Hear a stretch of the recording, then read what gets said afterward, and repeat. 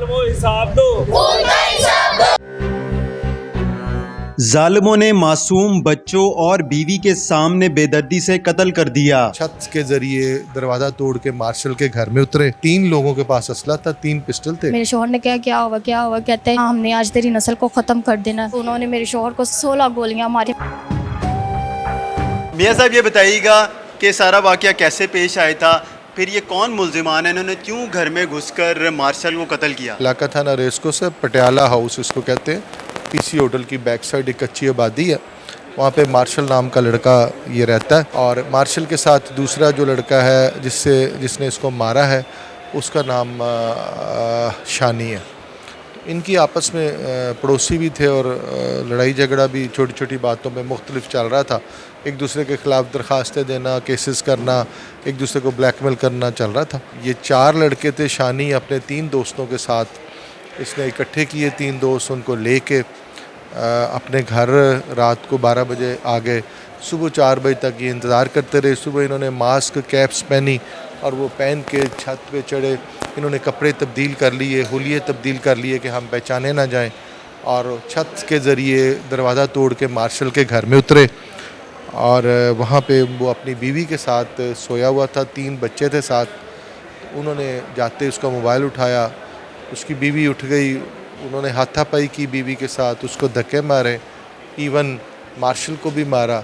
जब मार्शल की बीवी ने शोर मचाया, उन्होंने मार्शल की टांगों पे कोई 12-14 फायर किए। 12-14 फायर जी, जिसमें से कोई सबके पास असला था? हाँ जी सर, 3 लोगों के पास असला था, 3 पिस्टल थे, एक बंदा खाली हाथ था। तो ये फिर उसी तरह छत से भाग गए। मार्शल को हॉस्पिटल ले जाया गया लेकिन वो बच ना सका। इस पे उन्होंने घर वालों, वो क्रिश्चियन कम्युनिटी के लोग थे, उन्होंने इकट्ठे होके एहतजाज किया। उसका ताबूत 5 क्लब के सामने जाके रख दिया, क्लब चौक बंद कर दिया।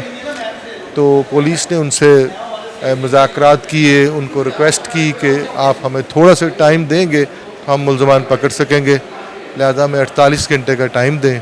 तो मामला क्योंकि बड़ा हाईलाइट हो गया था तो OCU को बीच में भी इन्वॉल्व किया गया। तो उसमें फिर हमारी टीम ने इस पर वर्किंग की और 36 घंटे में पहला बंदा पकड़ लिया। पहला बंदा कौन था? शानी था जिसने सारा प्लान किया था? जी नहीं, हमने शानी को बाद में पकड़ा था। पहले सबसे आज़म पकड़ा गया था जो शानी का करीबी साथी था। आज़म ने फिर आगे मज़ीद 2 लड़के गुजरांवाले से जाके पकड़ा, फिर उसके बाद हमने शानी को पकड़ा। क्या लड़ाई की ऐसी वजह थी कि जिसके वजह से शानी मार्शल के घर आता और इतनी बेदर्दी से कत्ल करता है? उनमें थोड़ा सा ये भी चक्कर था कि मैं बड़ा हूँ और मैं बड़ा हूँ, इस तरह भी था। एक जगह पे कहीं पे शानी को पुलिस ने गिरफ़्तार किया पुरानी नारकली में, तो शानी का कहना था कि मार्शल ने उसको पकड़वाया। फिर इनकी आपस में थाने में एप्लीकेशंस भी चलती रहीं, फिर लड़ाई झगड़ा हुआ। पुलिस ने एक आध दफ़ा इनकी सुलह भी करवाई, लेकिन वो इनके दिलों में अनाद थी, एक दूसरे के ख़िलाफ़ रंज था, इसी वजह से उसने मार दिया। हमारे साथ इस वक्त कत्ल होने वाले मार्शल की बीवी मौजूद है, इनसे जानते हैं। ये बताइएगा कि जिस वक्त मार्शल का कत्ल हुआ आप उनके साथ थी, क्या टाइम था, ये मुल्जिमान कितने थे और कैसे ये आपके घर में दाखिल हुए? हम सुबह 4 बजे के करीब का टाइम था, सोए हुए थे। मेरे हस्बैंड चारपाई पे लेटे हुए थे और मैं अपने बच्चों के साथ बेड पे लेटी हुई थी। सबसे पहले मैं लेटी हुई थी। जब वो आए, उन्होंने धड़ से टांग मार के दरवाज़ा खोला तो हम सारे, यानी कि बच्चे मेरा शौहर जल्दी से उठ गए और वो सारे के सारे एकदम से अंदर कमरे में आ गए। उन्होंने मेरे मुंह को दबोचा और मेरे गन रख दी कि चीखें नहीं मारनी, आवाज़ नहीं निकालनी। मेरे बच्चों को भी डरा दिया और मेरे शोहर को भी कहते कि आवाज़ नहीं निकालनी, चुप रहना और अपना फ़ोन हमें दे दो पहले।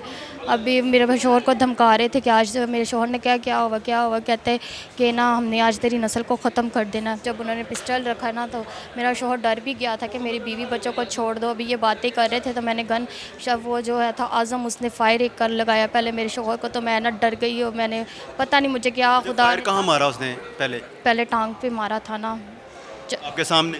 हाँ जी, बच्चे भी देख रहे थे उस वक्त? बच्चों के सामने तो उनको पूरा फायरिंग। मैं तो गन को फेंक के नीचे भाग गई थी ना, तो आप क्यों भागी थी, किसके पास गई? मैं नीचे अपने सास ससुर के पास गई थी कि मैं भागूंगी, शोर मचाऊंगी, वो ऊपर आएंगे और ये भाग जाएंगे।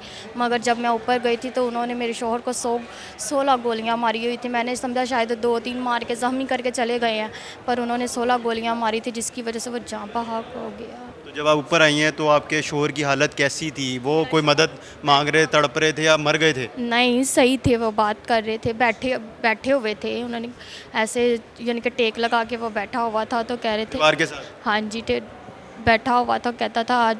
मैंने उसको जल्दी से जाके उसके हाथ को पकड़ा। मैं कहता मुझे कुछ नहीं होता, कुछ नहीं होता, मुझे हॉस्पिटल ले जाओ। और उसने बताया कि मुझे शानिया और बुद्धन के लड़का यानी कि आज़म जो है ना, उसने मारा है। इन दोनों ने मुझे फायर मारे हैं। अब्बू को बता देना। अब्बू को बोला मुझे हॉस्पिटल ले जाओ। और जल्दी से फिर उसको हम फ़ोन किया 15 को, 112 को। ये सारी दोनों गाड़ियाँ ही लेट आई हैं, जिसकी वजह से मेरा हस्बैंड टाइम पे हॉस्पिटल भी ना पहुंच सका। जब हॉस्पिटल पहुंच गया तो वहाँ भी डॉक्टरों की कोताही थी, उन्होंने जल्दी से पकड़ा नहीं। कहते बयानात लिखवाओ, ये करो वो करो। इतने में जब उसको थिएटर में लेके गए तब तक उसकी गोली जो है थी ना, वो मसाने को फाड़ के आगे गुर्दे की तरफ चली गई हुई थी।